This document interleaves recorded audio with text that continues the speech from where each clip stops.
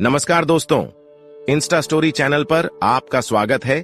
अगर आप लोगों को हमारी कहानियां पसंद आती हैं तो वीडियो को लाइक जरूर करें और हमसे जुड़े रहने के लिए चैनल को सब्सक्राइब करना ना भूलें।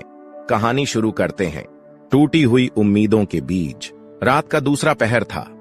आसमान में चांदनी बिखरी हुई थी, पर एक अजीब सी उदासी उस उजाले में छिपी हुई थी। गांव के किनारे एक टूटी हुई झोपड़ी में रामस्वरूप सोने की कोशिश कर रहा था, लेकिन उसकी आंखों में नींद का नामो निशान नहीं था। रात भर जागने की उसे अब आदत हो चुकी थी। रामस्वरूप एक गरीब किसान था जिसने अपनी पूरी जिंदगी मिट्टी से सोना उगाने में लगा दी थी, लेकिन उसके खेत अब बंजर हो चुके थे और हालात दिन ब दिन खराब होते जा रहे थे। किसान होने का मतलब सिर्फ खेत में बीज बोना और फसल काटना नहीं होता, बल्कि हर बीज के साथ वो अपनी उम्मीदों और सपनों को भी बोता है। रामस्वरूप का खेत अब किसी जमाने में हरा भरा हुआ करता था।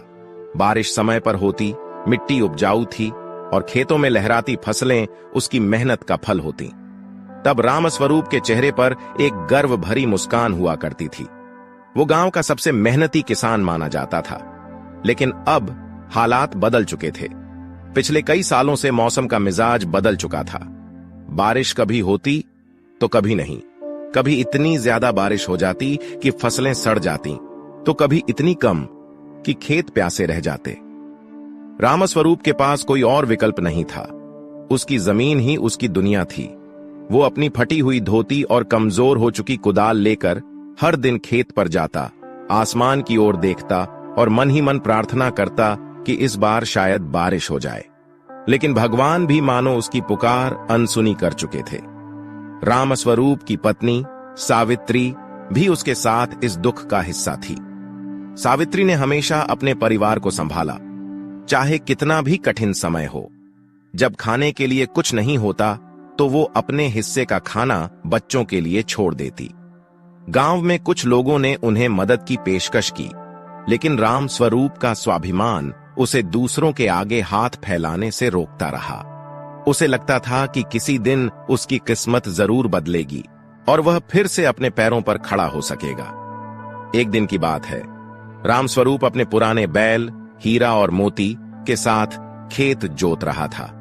बैल अब बूढ़े हो चले थे, जैसे उसके खुद के शरीर की ताकत भी खत्म हो रही हो। अचानक आसमान में बादल छा गए। रामस्वरूप की आंखों में एक चमक आ गई। उसे लगा कि शायद अब बारिश होगी और उसकी सूखी जमीन फिर से हरी हो जाएगी। वो अपनी फटी हुई पगड़ी से पसीना पोंछते हुए आसमान की ओर देखता रहा, जैसे भगवान से अपने लिए रहमत की भीख मांग रहा हो। लेकिन वो बादल भी धोखा दे गए। थोड़ी देर बाद सूरज फिर से अपनी तपिश के साथ निकल आया। रामस्वरूप का चेहरा उतर गया। ये उसकी उम्मीदों की आखिरी किरण थी, जो अब बुझ चुकी थी। वो खेत के किनारे बैठ गया और उसकी आंखों से आंसू बहने लगे। पहली बार उसने अपनी मजबूरी को माना। जमीन, जिसे उसने हमेशा अपने बच्चे की तरह समझा था, अब उसे धोखा दे रही थी। गांव में सरकार की तरफ से कई योजनाओं की बात हो रही थी। कर्ज माफी, बीमा योजनाएं और किसानों के लिए मदद की घोषणाएं होती रहती थीं। लेकिन रामस्वरूप जैसे किसानों तक वो सुविधाएं कभी नहीं पहुंच पाती थीं। उसका बैंक में खाता तो था, लेकिन उसमें जमा सिर्फ कर्ज था। हर साल बैंकों के अधिकारी कर्ज चुकाने के लिए धमकी देते और रामस्वरूप हर बार उन्हें आश्वासन देकर वापस भेज देता। उसकी जिंदगी एक ऐसे चक्रव्यूह में फंस गई थी जिससे बाहर निकलने का कोई रास्ता नहीं था। गांव के अन्य किसान भी उसी हाल में थे। रामस्वरूप अक्सर उनके साथ बैठता, चाय की प्याली हाथ में लेकर बात करता। कभी कभी वो लोग पुरानी बातें याद करते, जब फसलें अच्छी होती थीं और त्योहारों पर खुशियां मनाते थे। लेकिन अब वो सब बातें जैसे किसी और जमाने की लगने लगी थीं। किसी ने मजाक में कहा, अब तो खेती छोड़कर शहर चलो, वहां काम मिल जाएगा। रामस्वरूप ने हंसते हुए जवाब दिया, शहर की भीड़ में हमारा क्या काम? हम तो मिट्टी के लोग हैं, यहां रहकर ही मरेंगे। लेकिन अंदर से रामस्वरूप जानता था कि उसके पास ज्यादा समय नहीं बचा था। दिन ब दिन उसकी हालत खराब हो रही थी। एक रात जब रामस्वरूप खेत से लौट रहा था, उसने गांव के मंदिर के पास बैठे पुजारी से पूछा, पंडित जी, भगवान हमारी सुनते क्यों नहीं है? पंडित जी ने गहरी सांस ली और कहा, भगवान के घर देर है, अंधेर नहीं, पर कभी कभी हमें भी अपने कर्मों का फल भुगतना पड़ता है। हो सकता है आने वाला समय बेहतर हो। रामस्वरूप को पंडित जी की बातों से थोड़ी सांत्वना मिली, लेकिन उसकी परेशानी कम नहीं हुई। उसके घर की हालत दिन ब दिन बिगड़ती जा रही थी। बच्चों की पढ़ाई छूट चुकी थी, घर में खाने के लाले पड़ चुके थे और कर्जदारों की धमकियां बढ़ती जा रही थीं। उसकी पत्नी सावित्री भी बीमार रहने लगी थी, लेकिन डॉक्टर के पास जाने के लिए पैसे नहीं थे। वो हर दिन भगवान से सिर्फ एक ही प्रार्थना करता कि उसका परिवार सुरक्षित रहे। एक दिन गांव में एक बड़ा अधिकारी आया। उसने गांव के लोगों से मिलकर उनकी समस्याओं के बारे में पूछा। रामस्वरूप भी वहां पहुंचा। अधिकारी ने कहा कि सरकार ने नई योजनाएं शुरू की हैं, जिससे किसानों को मदद मिलेगी।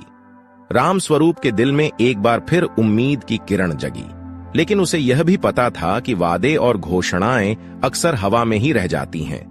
गांव के बहुत से किसान ऐसे ही वादों के पीछे अपना सब कुछ खो चुके थे। फिर भी रामस्वरूप ने हिम्मत नहीं हारी। उसने सोचा कि जब तक जीवन है तब तक कोशिश करनी चाहिए। अगले दिन वो फिर से अपने बैल लेकर खेत में उतर गया। उसकी कमजोर कुदाल मिट्टी में ढंसते ढंसते रुक गई, लेकिन रामस्वरूप का हौसला अभी भी जिंदा था। रामस्वरूप ने खेत में कुदाल चलाना जारी रखा। उसकी बूढ़ी हड्डियां अब जवाब दे रही थीं, लेकिन उसके भीतर एक अदम्य जिद्द थी। उसे पता था कि उसके पास समय बहुत कम था। उसकी फसल अब भी सही नहीं हो पाई थी और उसके परिवार की हालत बद से बदतर होती जा रही थी। लेकिन रामस्वरूप के लिए हार मान लेना आसान नहीं था। उसके भीतर अभी भी एक आखिरी उम्मीद थी कि शायद इस बार कुछ चमत्कार हो जाए। उसी शाम गांव में एक बड़ी सभा का आयोजन हुआ था। सरकारी अधिकारी फिर से गांव के लोगों से मिलने आए थे। इस बार उनके साथ कुछ युवा एनजीओ कार्यकर्ता भी थे, जो किसानों की मदद के लिए नई तकनीकें और आधुनिक खेती के तरीकों की बात कर रहे थे।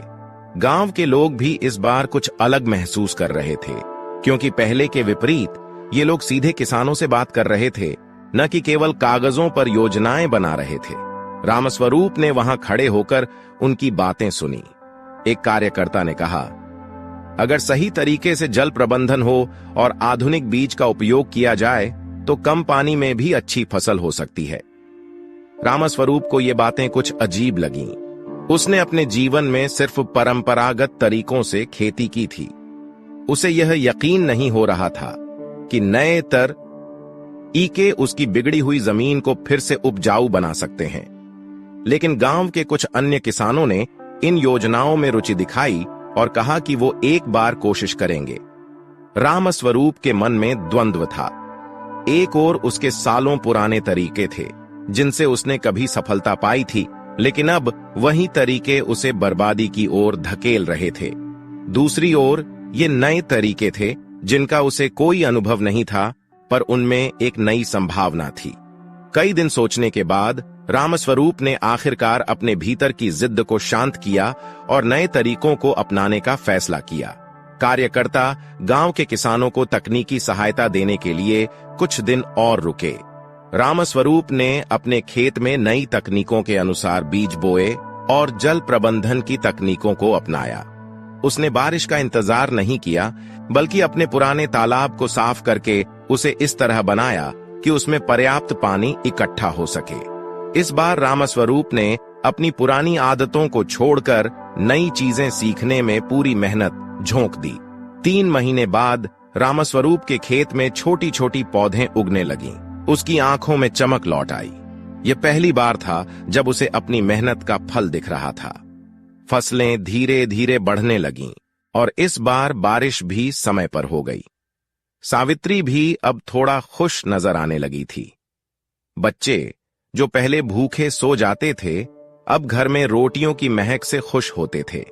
रामस्वरूप को अपनी नई कोशिशों का फल मिलना शुरू हो चुका था।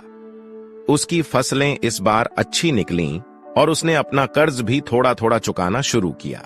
गांव में रामस्वरूप की इस सफलता की चर्चा होने लगी। अन्य किसान भी उससे सलाह लेने आने लगे कि उसने कैसे अपनी बंजर जमीन को फिर से उपजाऊ बना लिया। राम स्वरूप ने उन्हें एक ही बात कही, जब तक हम खुद बदलने की कोशिश नहीं करेंगे तब तक कुछ भी नहीं बदलेगा। हमें अपने खेतों से सिर्फ उम्मीदें नहीं रखनी चाहिए, बल्कि उन्हें भी कुछ नया देना चाहिए, चाहे वो नई तकनीक हो या हमारी मेहनत का नया तरीका। अब राम स्वरूप का खेत फिर से हरा भरा था। उसकी फसलें लहराने लगी थीं और उसका दिल भी उम्मीदों से भर गया था। उसने सीखा कि जिंदगी में हर मुश्किल का हल है, बस हमें उस हल को पहचानने और अपनाने की हिम्मत होनी चाहिए।